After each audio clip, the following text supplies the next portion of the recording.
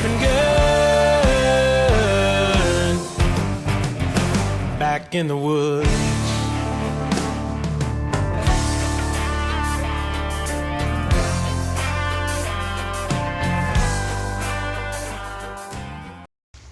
Okay guys, what I'm doing out here today is I'm setting up a Quickie, inexpensive, what I would call a poacher's camp. Okay, I'm going to show you how I make that. And the reason I'm doing this, I've got a beat up tarp right here. It's been laying out in the weather for quite a while. I want to test out a new product that we have for tarps.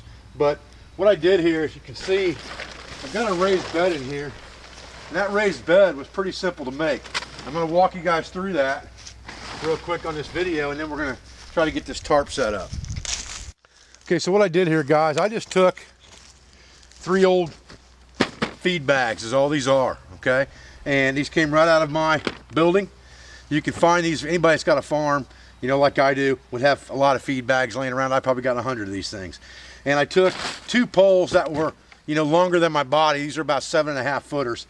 And then I ripped the bags open at the bottom, slid the poles through the bags, and overlapped the 3 bags. Then I took and cut a stick that has a fork in one end of it. Let's see if I can get this out of here. It has a fork in one end, okay, and the other end is just flat. And I measured it by pushing it out and seeing, make sure it was a little bit long, and then I chopped it off. And then I can use a baton that I cut off the same tree to just pound that in place, and then it's not going anywhere. I did that on both ends. Okay, and then I laid that on top of just a couple of cut logs. You could use rocks, you could tie it on tripods, it really wouldn't matter. Just anything to get it up off the ground is all I'm worried about, is protection from moisture in this wet Ohio weather. And then I just want to cover, and I've got a ridge line above my head right now. But this feed bag situation works pretty good. Let me lay on this thing for you so you can see. Okay, so like I said, I got 3 feed bags here overlapped. I got poles that are about 7 feet long, and I can get right on that and lay down. Adjust myself here. There we go. Now, I can go to sleep just like that. It's going to get me up off the ground. If I need to, you know, if I've got a bent stick right here or something where I need to make some adjustments, I can bend that out, twist it out. It's not a big deal. But this isn't too shabby, really. I could sleep like this easy enough. Okay, like I said, once I've got my bed set there, I need to make a cover. Like I said, I just got an old tarp here. Orange on one side, camouflage on the other. Problem with this tarp is it only has grommets on 2 sides. It's got grommets in the corners, but it's only got pull-out grommets really on 2 sides.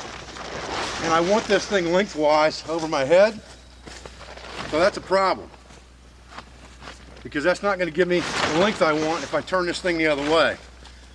So we're going to have to compensate for that, and that's where we're going to use these new devices at. So what we're going to do is we're going to adjust this to about where we want it. What I'm trying to do is get a lean-to type thing going on here.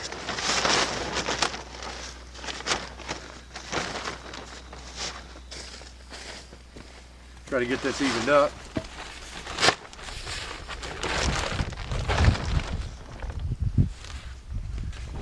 Because there's no grommets on the sides. So that's where the problem comes in that we're going to fix real easy. Now we could probably tie a stone in there or a toggle, easy enough. That's true enough, and it's not a big deal, but I've got a product that's pretty cheap that I think will work better and give us quicker results. So we're going to try that today.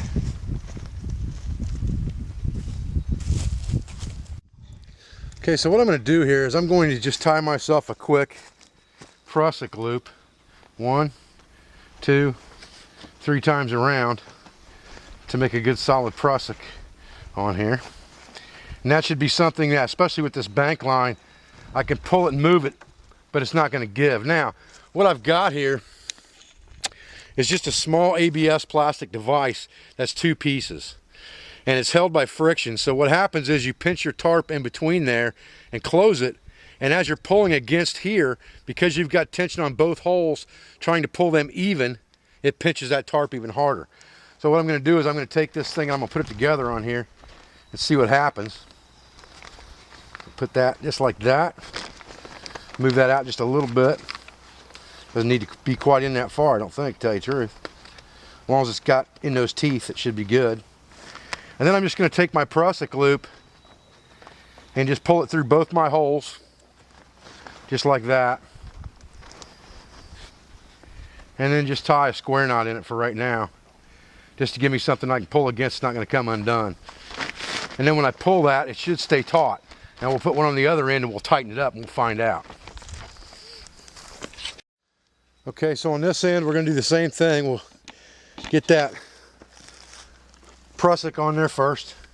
And I'm just taking those two tails and going 1, 2, 3 times through the loops. Push it together and pull it taut.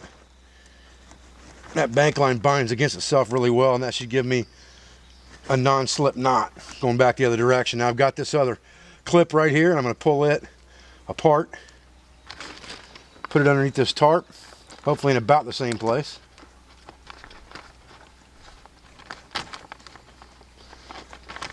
First time I've used these, guys, bear with me. There's probably an easy way to just slide that in between there or something. I'm just kind of doing it the way I think is going to hold it best at the moment. There we go. Now if I put both of those through those 2 holes again, like I said, or one of them through those 2 holes, tie a square knot in that I can pull against, like that. Now I should be able to pull that and put a lot of tension on it. It's not going anywhere. That's good. Exactly what it's supposed to do. Exactly what it's supposed to do. Yeah, that's not moving. That's good and tight, and it's not going anywhere. All right. Now we can just stake it down like normal, and we'll have our Quickie Poachers camp. And just having those 2 little clips, you know, saved a lot of headache looking for stones, wrapping it up, messing around, yada, yada, yada. And I can move those around. If I make a mistake, I can move them to another piece of the tarp, or another part of the tarp. I don't have to untie a bunch of stuff, pull a stone out, put it back in, and mess around. Those are pretty nice little clips, and they can't be very expensive. But my pop gave them to me this weekend and said, try these out. We're thinking about carrying them, so I thought I'd take a look at them. They seem to work pretty good. Okay, guys, so there she is. Quick, down and dirty, common man. 3 feed bags, $6 tarp from Menards. Orange on one side, camo on the other.